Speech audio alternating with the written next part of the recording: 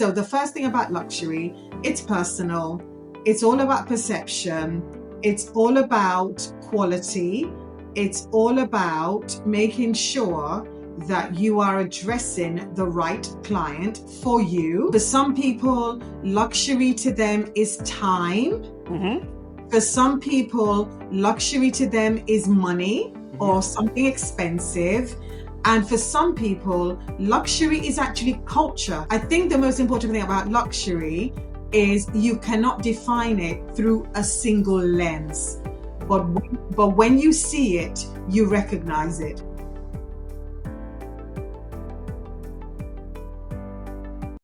Hello, hello, hello. Welcome to another episode of Adeptus On-Air. I am again your host, Mike Hoffman, and today I am joined by multi-award-winning luxury business consultant, author, and world-renowned cake artist, Elizabeth Solaru. Elizabeth, how are you doing today? I'm very well, thank you. I'm very excited to be here. No, I appreciate you coming on. So let me just tell everyone a little bit about you. You're the CEO and founder of the Diversity in Luxury Awards, a pioneering voice advocating for inclusivity and representation in the luxury sector, an ex-microbiologist and headhunter who ran job hunting workshops for C-suite executives. She began her luxury business journey as a celebrated cake artist, earning international acclaim for her innovative designs and impeccable craftsmanship. Her clients include UHNWIs and royalty. Her creative talent and business acumen led to a successful transition into luxury consulting, where she now advises brands on how to navigate the complexities of the luxury market. Her latest book, The Luxpreneur, How to Start and Build a Successful Luxury Brand, has been described as the blueprint for a luxury business and a must-read for those interested in working in the luxury industry. How'd I do? Very well. Thank you so much. Okay, good. So let's start off with the basics. Define for me what is a luxury brand industry.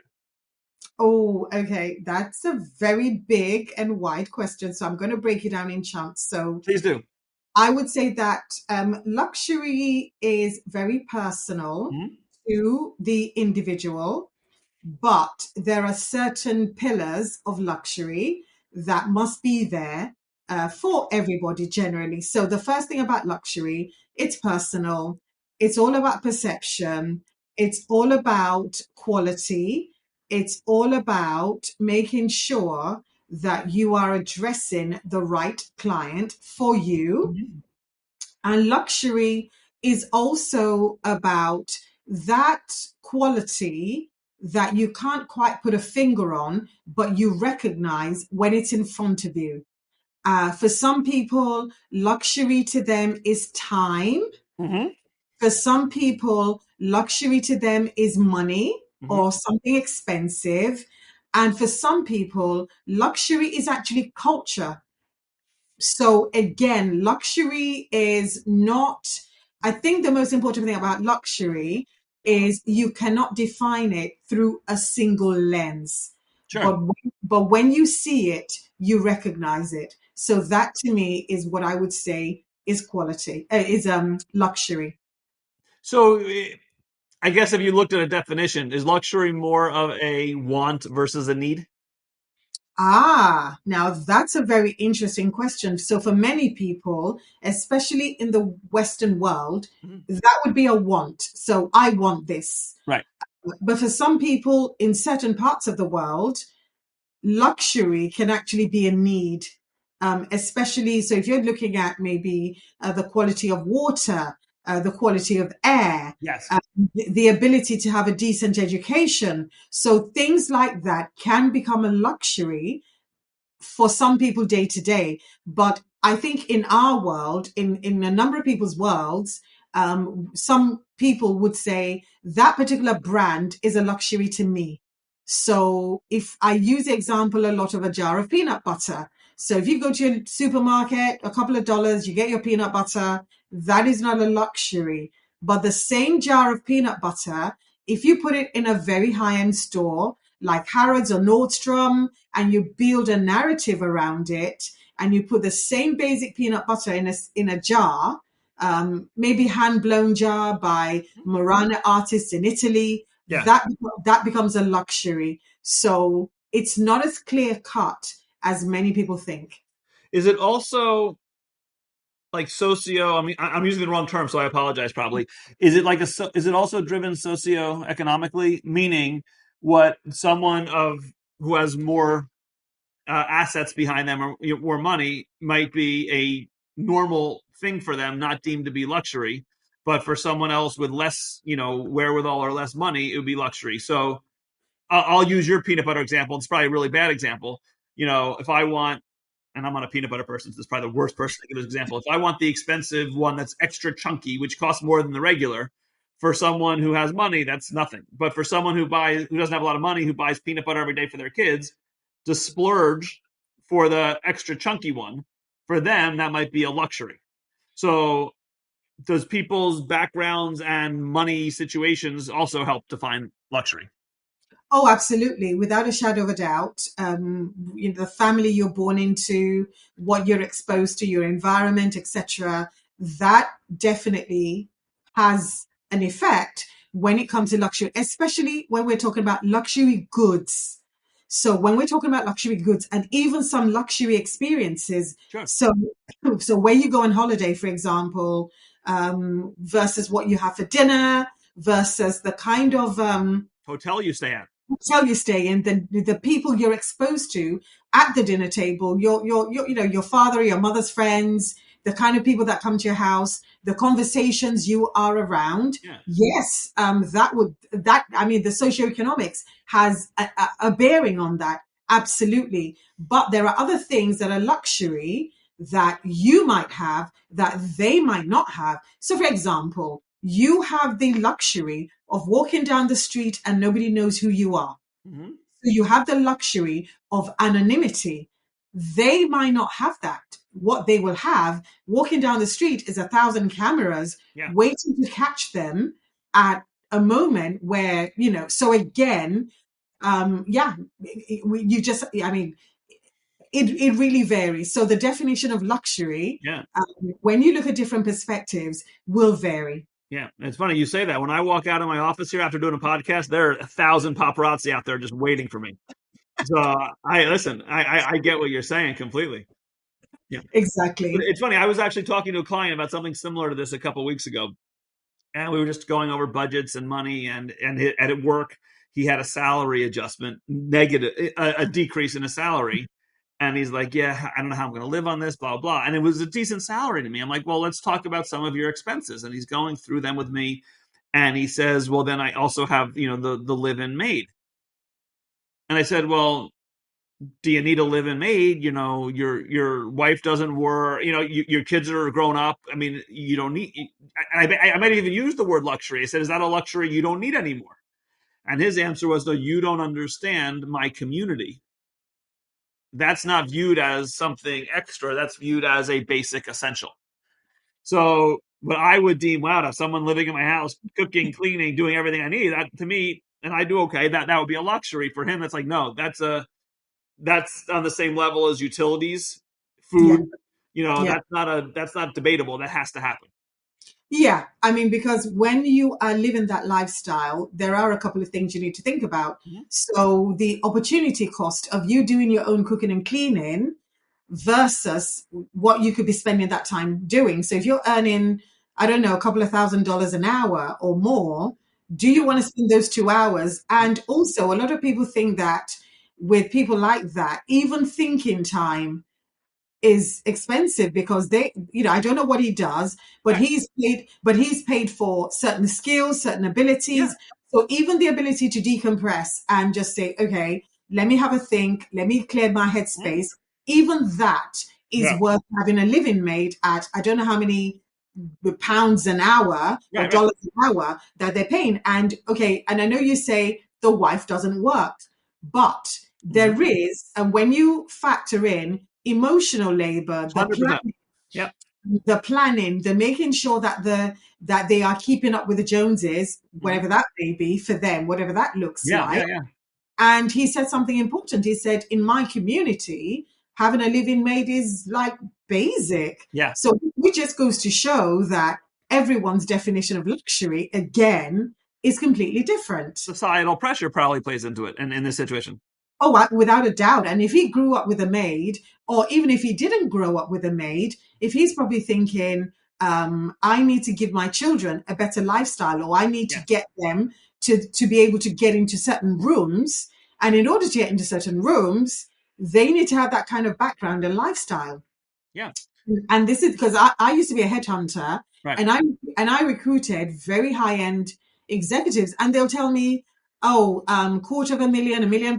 That's not, I can't, that's not enough, And I remember one of my candidates really breaking it down: private school activities, 3 holidays a year, membership clubs. I mean, when he broke everything down, I was thinking, do you really need all this? But for his lifestyle and for where he was going to go, he needed it. Yeah.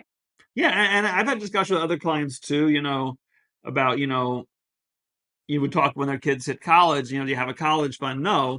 Well, you make a good salary. Why not? And the answer is, well, between, like you just said, between the golf club membership and between the 3 car payments, even only 2 of them drive, and then you look at what the cars are, they're expensive cars. So, you used the phrase before, which, I've talked to my kids about and so forth, opportunity cost. And I think everything in life, whether it's money or time or whatever, every decision you make is opportunity cost. Without a shadow of a doubt. If I got up this morning, I had 2 choices. I could get up and work out, but the opportunity cost of that was I lost 30 minutes of sleep.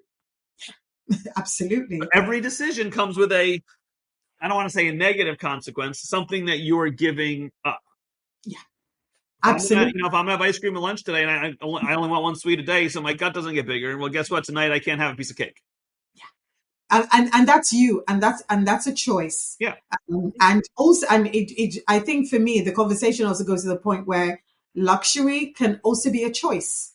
Yeah. You can choose to live a certain way, or you can choose not to live a certain way. Right. Yeah. But each, like you said, has a consequence. Right.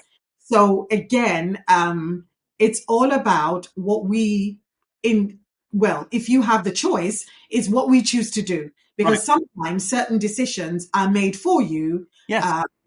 So you don't have a choice. So you don't have the luxury of actually having a choice. Right. And then, so now when, going on to what you do, when you're helping people start and build a luxury brand, I imagine a lot of the discussions are kind of what we just had now, because I think if you're going to open a quote unquote luxury brand, you need to understand your audience, your potential customer base, and you have to understand how you're going to sell this and who you're going to sell this to, and whether that item, whatever you're talking about, if it's a tangible good, is in fact a luxury item or not a luxury item. The fact remains, to some people it will be a luxury item, and for some people it will be a norm. Yeah. I think more before we even get into that stage, what I try to do is I try to ask them about themselves, their mindset, because if your perception of luxury is one thing and your client's perception of luxury is another thing, you're not going to meet in the middle. Right. Because there are certain clients who, and again, this is why I say in my book, there are 8 different types of luxury clients. Yeah. However, when it comes to luxury brand founders, there are 9 different types of luxury brand founders. So to give you an example, one of the biggest known brands in the world, Louis Vuitton, everybody knows NLV or Louis Vuitton. Of course. But what they don't know was that Louis Vuitton, when he was 13, he walked barefoot from his village 300 miles to Paris. It took him 2 years. He took on odd jobs along the way. But so some of the big brands that we know today as like, oh my God, these are big luxury brands, were founded by ordinary people who even came from really bad socioeconomic backgrounds, as we said earlier. And one of them was Louis Vuitton. So he arrives in Paris barefoot, and he becomes an apprentice with a box maker. And a box maker in those days was very important because when people traveled, they obviously had to pack their luggage in a box. And it was by Louis Vuitton, being a complete and utter outsider, he just made a couple of observations. And that was what led him into building one of the most iconic luxury brands in the world. And the first observation was that all the boxes had rounded tops so you couldn't stack them one on top of each other without toppling off. And the second observation was the material used in making those boxes. It was leather. And we know that leather reacts badly to moisture and water. So he then said, okay, how about we use another fabric? How about we use... So again, would he have had those insights if he wasn't an outsider coming in? Yeah, sure.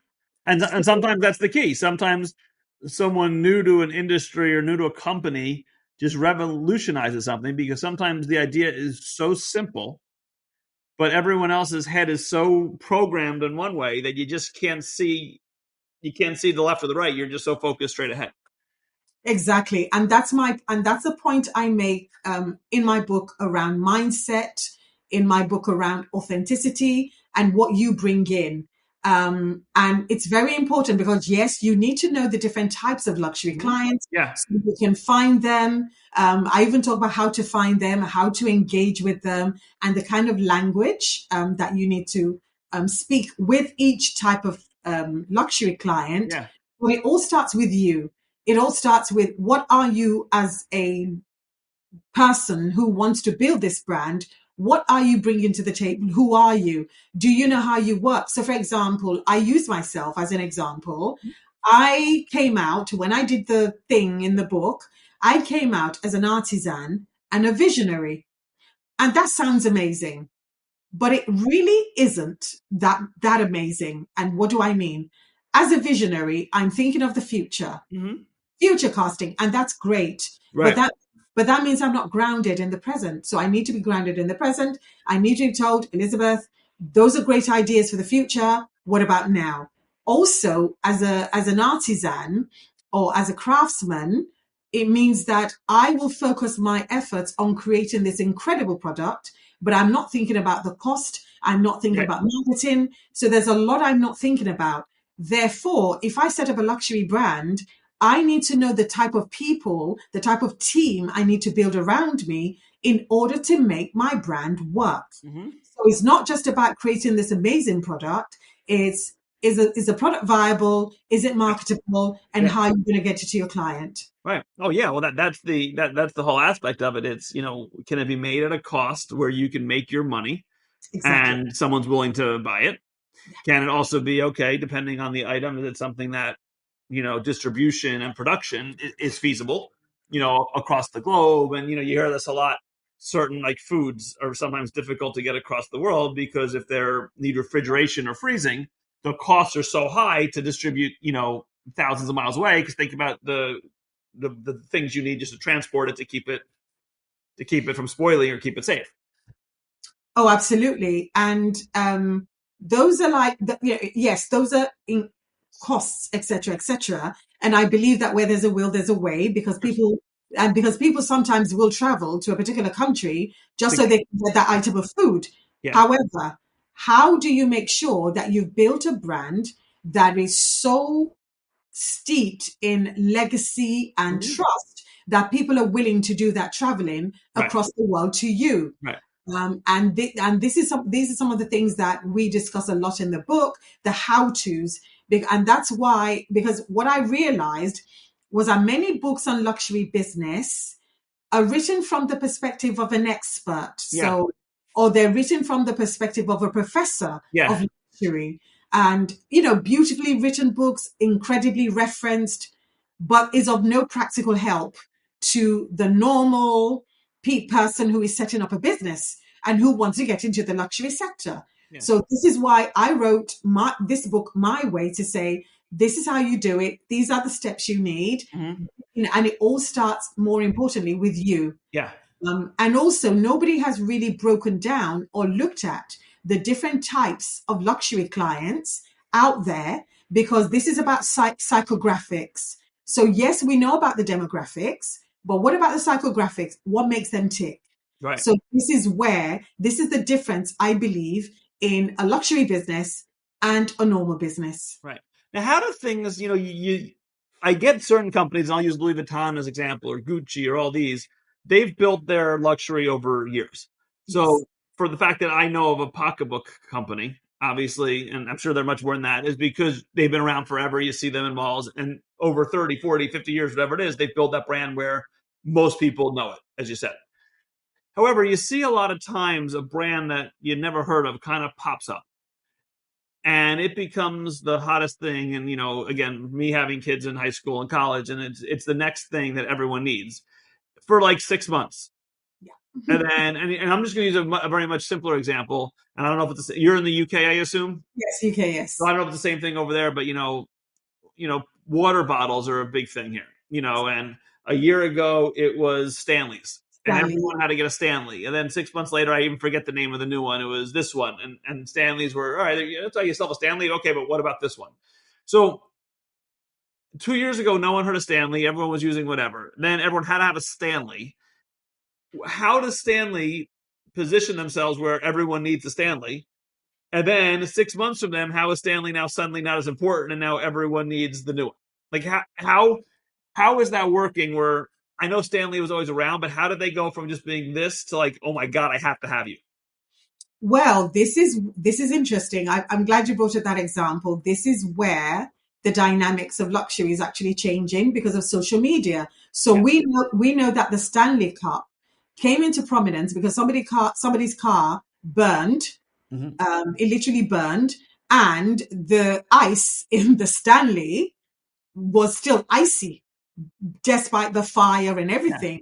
So that provoked an emotional reaction. So it's the emotion that we need to study when we are talking about a luxury brand, because that emotional reaction was enough to get people buying Stanley for, and I believe people were stockpiling. There were fights over it over the last Stanley. And so what happened was that was emotional. And what Stanley did was make more cups. But that was a great thing to do. But I feel what they should have done is actually channel that emotion. So yes, you're reacting this way now, but they need to think long term. In 6 months, are people still going to be reacting that way? What can we do now to make sure that the Stanley Cup becomes an essential, a must all the way through? And this is a difficulty in luxury because you've got an event or an innovation, and then you've still got to keep that heritage going. So this is always a fight in luxury. It's always a battle. But I feel that, I don't know who runs Stanley or whatever, but I feel that they should have realized that is a trend, and trends come and go. However, the basics of why people buy never ever go away. So they should have tapped more into that emotion and made sure they carry that through so that they don't become another relic or another trend that's gone past. So again, this is where I feel social media sometimes comes in. Yeah, it's funny you said that. That was actually the next point I was going to go to. Is I think a lot of the quote unquote luxury comes from social media nowadays, and I think obviously the way these algorithms work, if you want to look at one thing on any platform, then your Facebook feed, your Instagram feed, your TikTok feed is now just pouring in these things. And I'll give you an example from me this weekend. My daughter wanted for birthday, whatever, she said, you know what I'd love to do, I want to go to like one of those spa places where they just give you like a head and scalp massage. That's what I would like. Okay, great. So we'll look it up.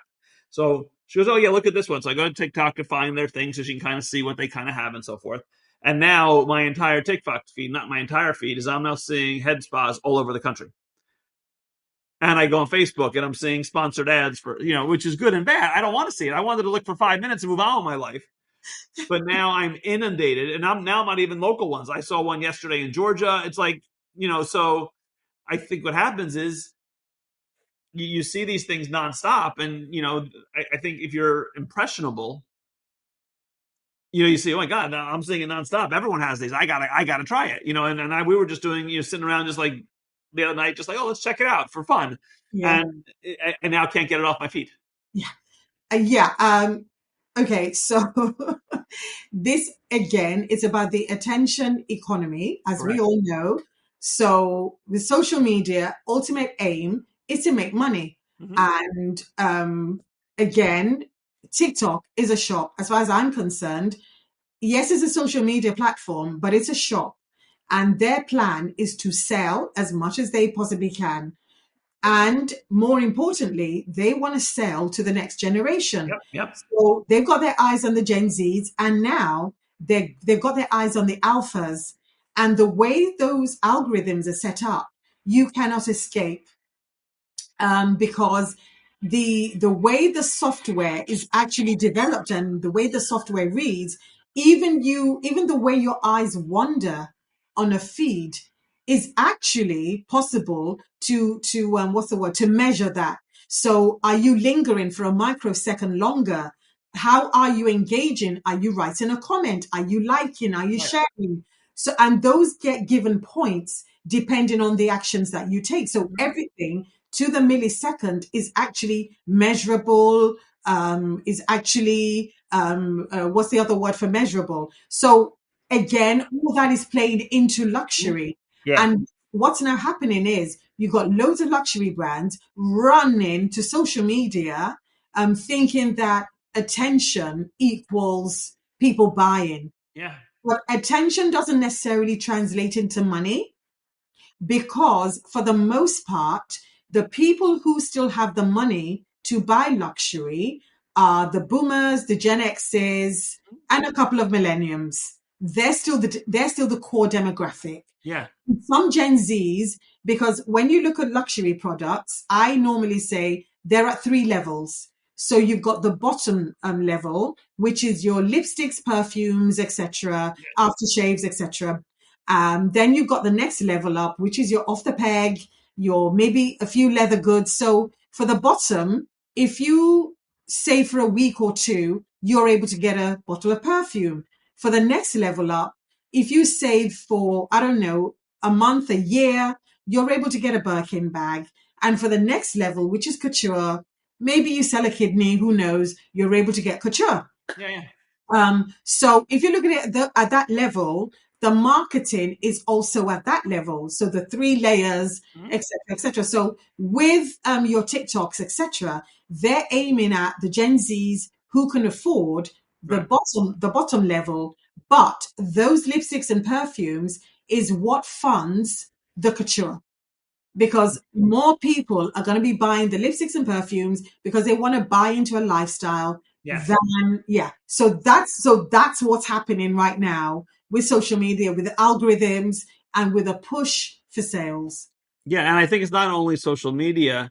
I think it's what's happened even before social media. That's 15 and 20 years with, at least where we are, with the decline in brick and mortar type stores.